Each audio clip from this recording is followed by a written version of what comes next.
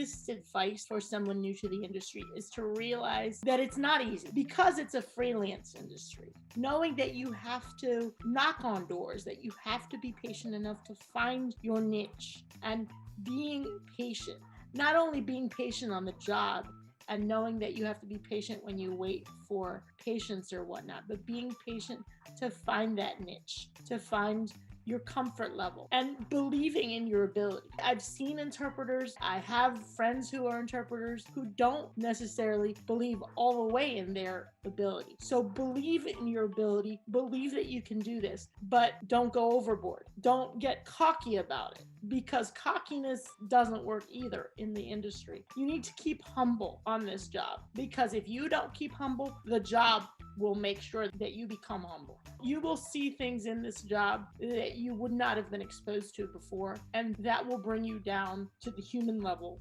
again. And giving the industry a chance to mold to you and you to mold to the industry. Do it because it fulfills you. Do it because it makes you happy, because you know you're going to change lives, because you know you're going to impact someone.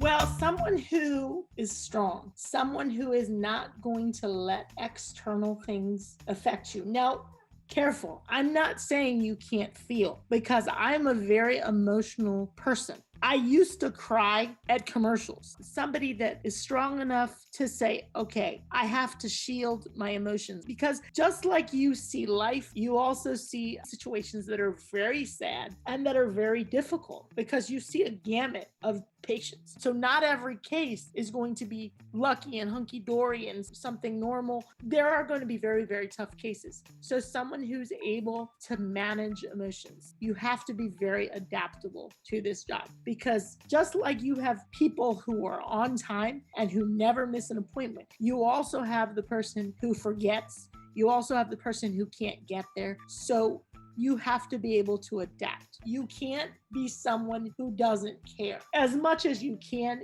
being able to make that patient comfortable with their interpreter, because there has to be a level of comfort between the patient and the interpreter so that they're comfortable enough to say what they need to say and to express what they need to. Because there will be moments when the patients get upset. You can't hug them and you can't touch them, but being able to use words in order to comfort them, because you can't use physical contact.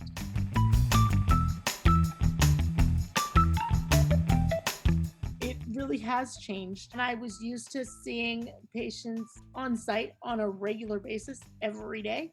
Although there are perks, is being able to be at home and then being able to say, okay, I need to take a break, or something happened and I can't take any more calls today because I have something else to do. That's a perk, because remember what I said when I have the hour before rule. So that would mean that I would have to get up really early and go in and make sure that I was there and make sure that I was in person. But now, let's say this happens very rarely, but let's say I overslept. I know that all I have to do is sit in front of the computer and do what I need to do. So that perk, it makes it easier to have last minute assignments, because all you have to do is accept it and go with it. So that's a perk as well, knowing that you can have more back-to-back assignments because you don't need the timing in between, because you don't need to get from point A to point B. But you can also feel claustrophobic. You can also feel like, okay, I've been in this house for 14, 15 hours and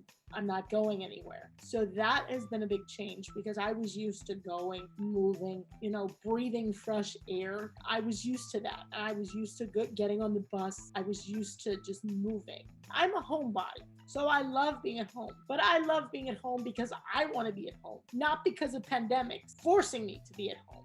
But again, as I said to a friend the other day, I am very grateful and beyond grateful that in the pandemic, I've still had a job. I mean, because this job's not going away. In fact, they're needing us more and more. And everything that we've learned through this pandemic, and realizing that things can change at the drop of a hat, just like it happened now, it can happen 3, 4, 5 years from now. So we need to be prepared for anything, and that we just need to enjoy what we do and be grateful for what we have.